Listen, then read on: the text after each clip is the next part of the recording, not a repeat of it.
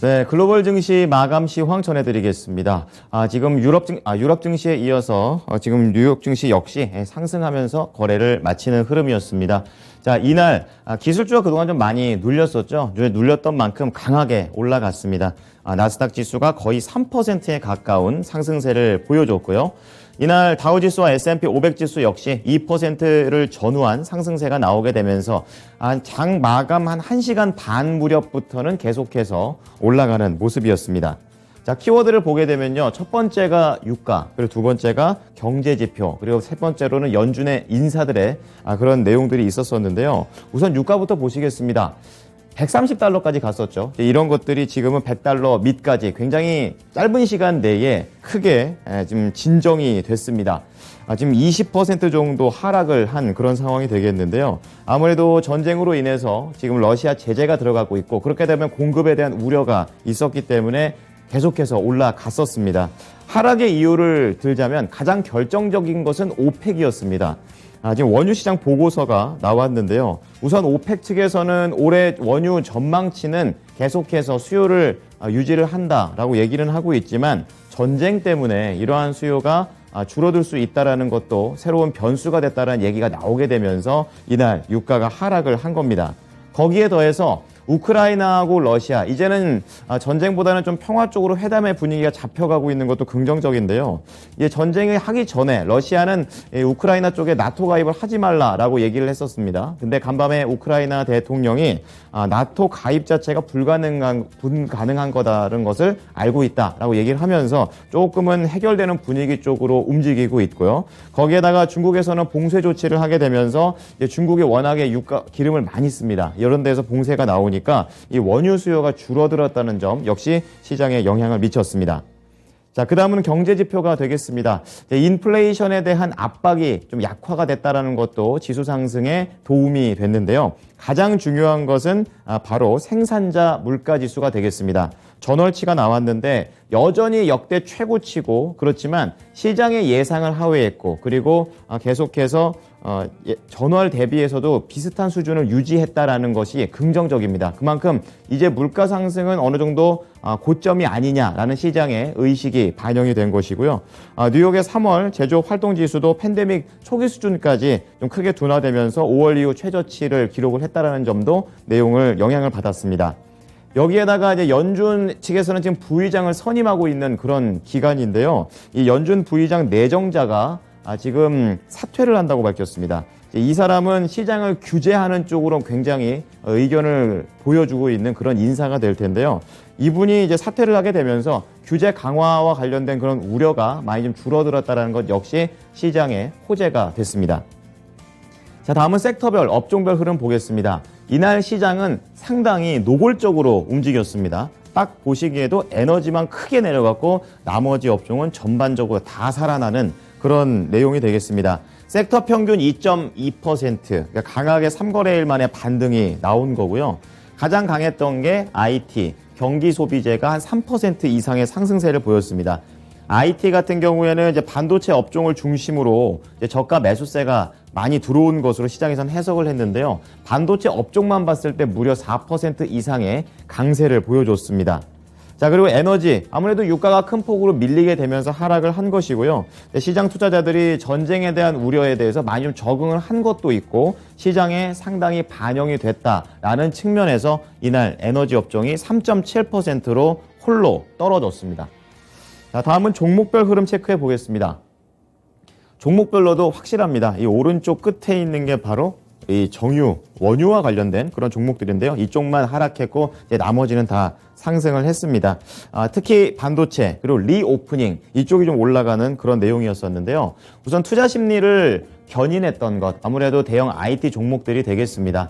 지금 아마존이 제일 많이 올랐네요. 3.89%. 그 뒤로 뭐 마이크로소프트, 애플, 그리고 메타 플랫폼스 그리고 알파벳까지 2에서 3%대의 상승률을 보여줬었는데요. 이 낙폭 과대입니다. 많이 밀렸던 만큼 지금 사야 된다라는 그런 시장들의 보고서들이 나왔고 투자 심리도 이쪽으로 옮겨갔습니다. 가장 강했던 게 아마존이었습니다. 거의 한 3.9%인데요. 지금 어도비 애널리스틱스가 발표한 내용에 따르면 올해 이 미국의 온라인 소비 전망 자체가 전년 대비 13% 이상 늘어날 것이다 라는 내용이 나왔습니다. 이 사상 최대치 1조 달러까지도 갈 수 있다라는 그런 기대감 속에서 가장 많이 간 것이고요. 지금 아마존하고 같이 엮여있는 밑에 있는 얇게 있는 두 가지 종목이 있는데 하나가 이베이고 애쉬입니다. 같은 종목들도 역시 애쉬가 5.6%나 급등했고 이베이 역시 3.5%로 온라인과 관련된 이런 소매 쪽 강하게 상승을 했습니다.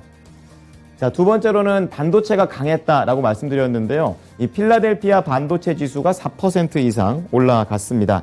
지금 가장 중요한 키워드 중에 하나가 바로 메타버스가 되겠는데요. 우선 엔비디아가 7.7% 메타버스 이 재료 덕분에 상승을 했습니다.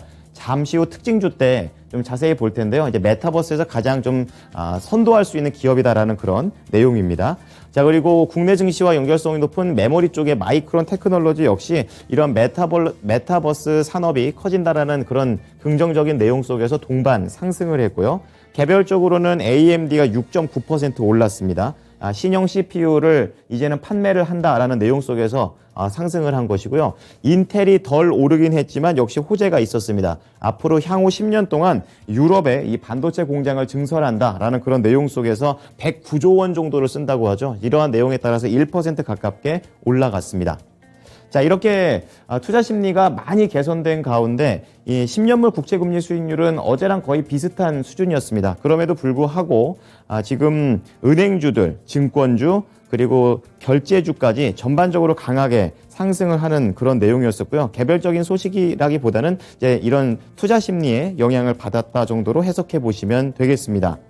자, 그리고 리오프닝 좀 보겠는데요. 항공주를 중심으로 상승했습니다. 어제 국내 증시에서도 항공주들이 강하게 움직였었는데요. 이러한 내용이 시세가 연결될지도 같이 보셔야 될 듯합니다. 우선은 미국 증시 내에서는 이렇게 항공주가 가다 보니까 놀자주들이 다 올라갔는데 대표적으로 뭐 레저 쪽에서는 이 오프라인 디즈니랜드를 갖고 있는 디즈니가 4%의 강세 흐름을 보여줬고요. 이렇게 놀러 가려면 자동차가 또 필요하겠죠. 이제 그렇게 되면서 뭐 테슬라, GM, 포드 전반적으로 강세 흐름을 보여줬습니다. 거기에 더해서 기존에 묶여 있었던 여행, 그리고 카지노, 호텔 이쪽 모두 다 적게는 2%, 그리고 많게는 4%대의 상승률을 보여줬습니다. 잠시 후 이 항공과 관련된 종목들은 특징주 때 좀 더 자세히 체크해 보겠습니다. 자, 마지막으로 유가 관련된 종목들입니다. 지금 중소형 이 석유 업체들보다는 대형 업체들이 더 많이 밀렸습니다. 엑소모빌이 5%, 쉐보론도 그 비슷하게 밀렸고요. 또 정유 서비스와 관련된 업체들도 약했습니다. 벨레로 에너지가 6.7, 그리고 슐럼버거가 5.5%로 이날 시장에서 유일하게 하락하는 그런 종목이 됐습니다. 자, 특징주 체크해 보겠습니다. 리오프닝의 대표 종목이 되겠습니다. 항공주고 그중에서도 가장 강했던 게 아메리칸 항공그룹이 되겠습니다. 지금 항공유가 이제 국제유가 상승이 아직까지는 좀 되고 있기 때문에 시차가 있습니다. 그렇기 때문에 항공유가 급등을 하게 되고 이 비용 증가에 대한 그런 우려가 있었습니다. 여기까지는 악재인데 중요한 거는 여행 업계가 생각보다, 그러니까 시장의 예상보다 빠르게 회복되고 있다라는 쪽에 보고서가 나왔고, 시장에서는 오히려 긍정적으로 더 해석을 한 겁니다. 그렇게 되면서 이날 아메리칸 에어라인스 그룹이 9%대의 강한 상승세를 보였습니다. 장중에는 더 올라갔었는데 약간은 탄력이 줄어든 그런 내용입니다. 15달러선 중반에서 거래를 마쳤고, 이날 이 회사 말고도 뭐 델타 항공, 사우스 웨스트 항공 같은 항공사들도 올해 1분기 여행 수요가 긍정적이다라는 그런 내용을 발표하면서 시장의 상승을 뒷받침했습니다. 자, 두 번째로는 반도체 쪽에서 비메모리 쪽의 대표적인 종목이죠. 엔비디아가 되겠습니다. 이 메타버스와 관련해서 좀 강점이 부각됐는데요. 이 증권사 코엔에 따르면 이 메타버스에서 핵심이 될 수 있는 기업이 바로 엔비디아다. 그리고 엔비디아가 그동안 많이 내려왔기 때문에 살 때는 바로 지금이다라는 그런 내용이 나왔습니다. 실제로 이 메타버스 업황과 관련해서 2030년까지 계속 확장을 할 거라는 그런 전망도 나왔었고, 이로 인해서 지금 엔비디아가 주당 순이익이 한 4달러 정도 되는데 그거 기준으로 한 7배 정도 더 올라간다라는 그런 내용이 나와줬습니다. 자, 그러면서 8% 이상 더 올라갔고요. 230달러 선에서 거래를 마쳤습니다. 자, 유럽 증시 보겠습니다. 약간은 약했습니다. 어느 정도 뭐 FOMC에 대한 얘기도 있는 그런 가운데 유가 하락 속에서 지금 밀린 건데요. 투자 심리가 좀 신중했다고 보시면 되겠고요. 유가가 진정돼도 아직까지는 뭐 경제 회복이라든지 이런 변수들이 많기 때문에 약간은 미국 증시하고 다른 모습 나와줬습니다. 상품 시장 보겠습니다. 지금 WTI가 무려 6% 이상 크게 하락을 했습니다. 100달러 밑으로 내려왔다라는 것이 상당히 좀 의미 있게 보여지고 있는데요. 앞서 말씀드렸던 것처럼 전쟁이 좀 약간 풀리려는 분위기, 그리고 중국에서 봉쇄 움직임, 이런 거 말고도 이란 쪽에서 지금 핵 합의가 약간 결렬됐다가 다시 한번 기대가 모아지고 있는 그런 상황이고요. 이렇게 기름값이 올라가다 보니까 대체제인 셰일가스의 이런 시추량이 급증하고 있습니다. 그만큼 지금 유가에 대한 영향이 좀 미치게 된 4가지 이슈에 따라서 이날 큰 폭으로 하락을 했고요. 그리고 구리 가격은 전쟁이 아무래도 빠르게는 해결이 안 될 것이라는 내용 속에서 이날 0.3% 약간의 조정을 받습니다. 그리고 안전자산인 금값은 2,000달러가 엊그제 같은데 이제 1,900달러 초반까지 내려와 있는데요. 역시 지금 경제지표 쪽에서 지금 고점이 아니냐 이런 내용 속에서 지금 하락하게 됐습니다. 3거래일째 밀리고 있습니다. 자, 마지막으로 국채 수익률 볼 텐데요. FOMC 회의 결과를 기다리면서 2.1%대를 유지합니다. 자, 현지 연결해 보겠습니다. SH인베스트먼트 김선영 연구원입니다. 연구원님 안녕하십니까? 네, 안녕하십니까? 네, 뉴욕 증시 강했습니다. 어떤 재료 있었나요? 예, 오늘 뉴욕 증시는 IT 업종의 상승과 원유가 급락에 힘입어 4일 만에 반등에 성공하면서 선대 지수가 모두 1.8에서 3% 가까운 급등으로 거래를 마쳤습니다. 예상을 소폭 하회한 2월의 생산자 물가지수 PPI 상승률과 부진했던 3월 뉴욕 제조업 지표가 연준의 공격적인 금리 인상을 늦출 것이라는 기대감으로 이어졌는데요. 연준의 3월 FOMC는 오늘 시작돼 동부시간 내일 오후 2시에 금리 결정과 성명서를 발표할 예정입니다. 먼저 노동부에 따르면 2월 생산자 물가지수 PPI가 전달 대비 0.8%가 상승해 시장 예상치 0.9%를 하회했는데요. 하지만 전년 동기 대비로는 10%가 올라 2달 연속 2009년 이후 자료가 집계되기 시작한 이후 역대 최고치를 경신했습니다. 반면 뉴욕 지역의 제조업 지표는 크게 악화됐습니다. 뉴욕 연방은행에 따르면 3월 엠파이어 스테이트 제조업 지수는 마이너스 11.8을 기록해 전달에 플러스 3.1 대비 15포인트가량 급락하면서 시장 예상치였던 5.5에 미치지 못한 것으로 나타났는데요. 연방은행 측은 물가가 매우 높은 수준을 유지했다면서 전체 제조업 활동이 팬데믹 초기 이후 가장 부진한 모습을 보였다고 덧붙이고 있습니다. 한편 러시아와 우크라이나 전쟁으로 인한 글로벌 경제 하강 위험이 줄어들 때까지 연방준비제도가 50베이시스 포인트 인상 검토를 꺼릴 것이라고 골드만삭스가 전망했다는 소식이 역시 시장에는 긍정적으로 반영이 됐는데요. 골드만삭스는 연준의 50베이시스 포인트 인상 논쟁은 전쟁 상황에 따라 달라질 것이라면서 일부 위원들이 3월 중 50베이시스 포인트 인상을 주장하거나 검토했지만 전쟁이 이런 옵션을 고려하지 못할 수준의 충분한 불확실성을 만들어냈다고 분석하면서도 연준이 3월 회의를 포함해 올해 남은 7번의 회의에서 기준금리를 25베이시스 포인트씩 인상할 것이라면서 기존 전망을 유지하면서 2023년에는 분기마다 기준금리를 인상해 최종적으로 미국의 기준금리가 2.75에서 3% 범위로 높아질 것으로 예상을 하고 있습니다.